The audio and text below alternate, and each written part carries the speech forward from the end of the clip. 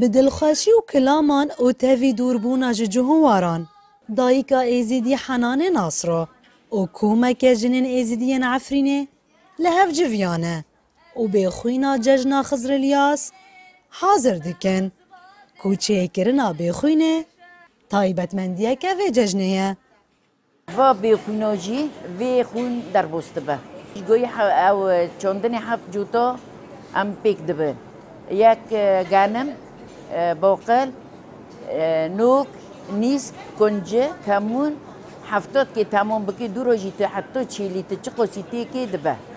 Cejna Xizr İlyas an ku bêxwînê dikefe pênçemayekê ji meha Şibatê li gor salnemeya şerqî ya cotyaran. Bibûneya cejnê meresîmeke pîrozbahiyê li penageha Şehba pêk hat.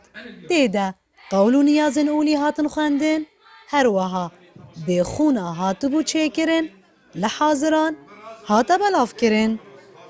Cejna Xizr İlyas pir kevnar e û girêdayî çandinî û xwezayê ye ku tevî civaka êzîdî hingel û bawariyên din jî wê pîroz dikin.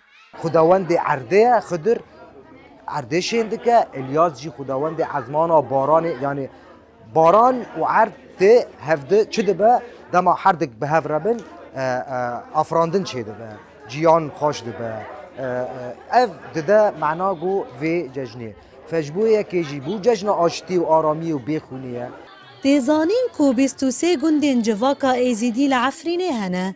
Berî dagirkirina Tirkiye ji Efrînê ra sala 2018 wan di cejnan de serdana mezergehên xwe yên pîroz dikirin û di nava xwezayê de cejnên xwe pîroz dikirin. Piştî derbederbûnê êzîdî ji pir teqsan bê parman e lê dîsa jî ew li gor derfetan pêgirî pîrozkirina cejnên xwe dibin. حرسکردنا وان دچان دخاره به اولا خاره به هر تشتکی وی تشتی و سیمیرو قد دکه جشن خو پیروز دکه نه جوا که ایرو ام دبینم به گرسایی گله ملور کوم بیه و جشن خو پیخونه پیروز بکم یعنی اف واتای کو ده خیو کرن دجمن و چاوا بکه تجاری نکنه وی جوا که قرب که عمل کو تقریبا و اب تجاری چند خو دل نکفم Cejna Xizr İlyas weke cejna mirazan jî têzanîn bawermendên êzîdî bi pîroziya Tawûsê Melek û bereketa çandiniyê bêxwînê dixwin û mirazên xwe jî vedişêrin. Dayika Henanê bi van gotinan niyazên xwe parvekirin. Em serkeftinê ji miletê xwe tebûyî re dixwazin û pîroz û bimbarek be qbil her sal be. Salê tê jî welatê me Efrînê be se em herin sertir bê bav kolê xwe û wekê gotiye em herin li dîndara خوشک و برا مرخصما گندی خو جی ام تیدا رحت بونی ام تیدا بی عمری دوی تیدا بقدینن نوروز را شدنگی امریکا پناگها شهبا